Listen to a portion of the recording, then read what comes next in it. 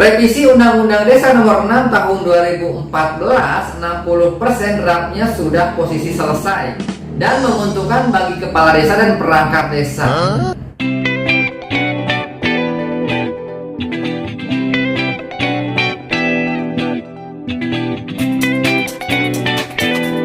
Assalamualaikum warahmatullahi wabarakatuh. Selamat pagi sobat semua, salam sejahtera. Di pagi yang cerah ini mudah-mudahan sobat semua dalam kondisi sehat dan selalu dilancarkan rezekinya ya. Amin ya rabbal alamin. Kalau kita kutip dari situs resminya Kementerian Desa PDTT yang dilaksanakan dialog bersama kepala desa dan perangkat desa di Kabupaten Nganjuk pada minggu-minggu kemarin, Kementerian Desa mengatakan draft revisi Undang-Undang Desa Nomor 6 Tahun 2014 posisinya sudah 60% ya. Dan ini akan menguntungkan bagi kepala desa dan perangkat desa. Yang jadi pertanyaan seperti apa menguntungkannya ini untuk kepala desa ataupun perangkat desa? Apakah status kepegawaiannya berubah ataupun silap atau tunjangannya ini ditambah ataupun naik dan setiap bulan dibayarkan? Oke, kita akan lihat ya seperti apa beritanya ini. Ini sangat menarik ya. Gus Halim revisi Undang-Undang Desa untungkan Kades dan perangkatnya. Oke, patut kita nantikan seperti apa ya draftnya ini. Mudah-mudahan ada bocoran ya dari Kementerian Desa. Nah, ini dilaksanakan di Nganjuk ya dialog ini pada tanggal 3 Februari tahun 2023 hari Jumat. Oke, kita coba analisa ya di sini ya.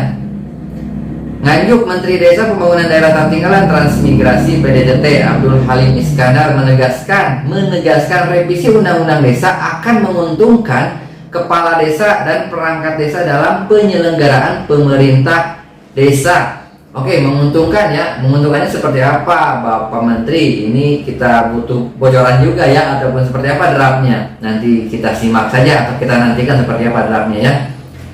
Oke, kemajuan desa yang sedemikian pesatnya perlu ditunjang regulasi yang komprehensif demi percepatan pembangunan desa. Hari ini draft yang kita siapkan sudah mencapai posisi 60% untuk revisi Undang-Undang Nomor 6 Tahun 2014. Nah, jadi posisinya tadi sudah dikatakan ya, 60% posisinya sudah ada, sudah siap.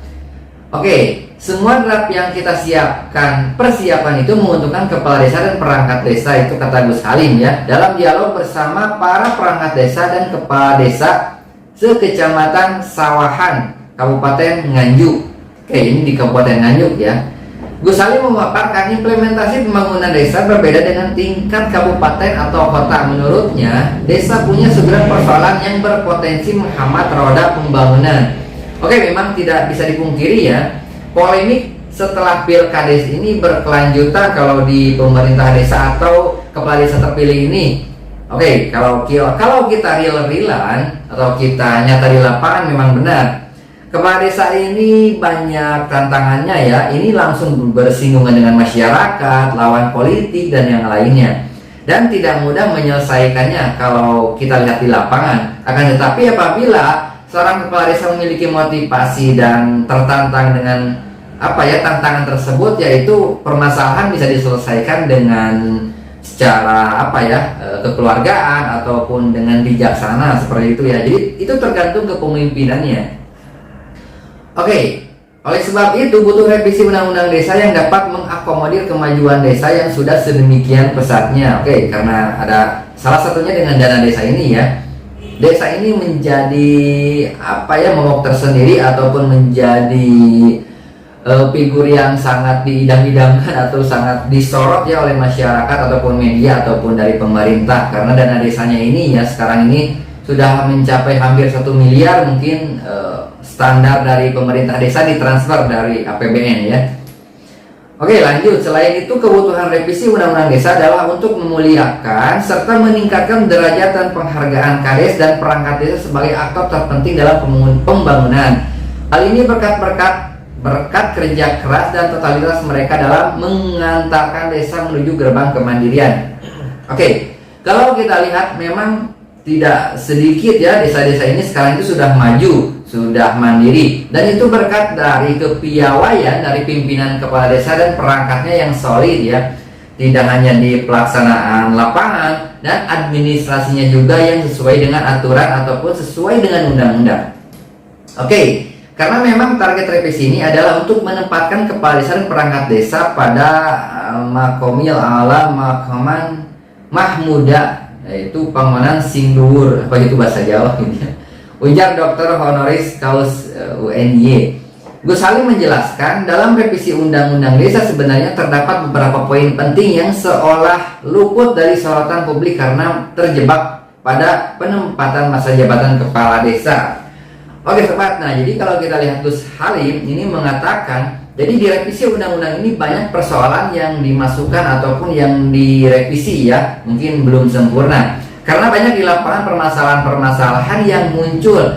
Tetapi kenapa masa ataupun periode masa jabatan kepala desa yang sekarang ini menjadi viral ya, padahal masih banyak permasalahan yang ada. Nah, itu perlu disorot juga oleh media-media ataupun yang menjadi praktisi ataupun akademisi untuk membahas itu semua ya. Nah, ini poin yang sangat menarik, yang paling menarik bagi saya ya. Walau begitu, seandainya jabatan Kades 9 tahun itu disetujui, Gus Salim mengingatkan masyarakat agar terus mengawasi kinerja Kades.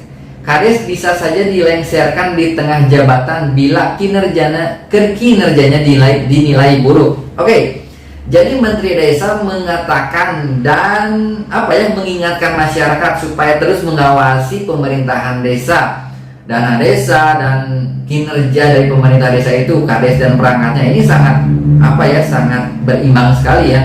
Jadi mengingatkan kembali, jadi masyarakat harus respon apabila ada penyalahgunaan ataupun yang lainnya, yaitu sebagian oknum kepala desa ada yang seperti itu. Mengatakan apabila kinerja dari kepala desa itu tidak baik, buruk ataupun ada penyalahgunaan, ini bisa diberhentikan di tengah jalan ya. Apabila misalkan 9 tahun dilaksanakan, 4 tahun, 5 tahun, 6 tahun di tengah jalan ada permasalahan yang sangat berat, kinerjanya buruk, itu bisa dilengsarkan atau bisa diberhentikan dari jabatan kepala desa ya. Tapi ingat, apabila dinilai ataupun ada penyalahgunaan wewenang ataupun tanggung jawab ataupun kebijakan dari kepala desa itu sendiri ya, itu bisa diberhentikan di tengah jalan. Itu sobat poin pentingnya. Oke kawan, patut kita nantikan seperti apa draft revisi Undang-Undang Desa nomor 6 tahun 2014 sudah rampung ya. Seperti apa Bapak Menteri? Kasih bocoran dong buat kita-kita supaya kita bisa analisa ya. Oke sobat, semoga teman-teman selalu kondisi sehat, selalu segar, selalu ceria, selalu semangat menjalani aktivitasnya. Jangan lupa juga pola makan dijaga ya. Assalamualaikum warahmatullahi wabarakatuh.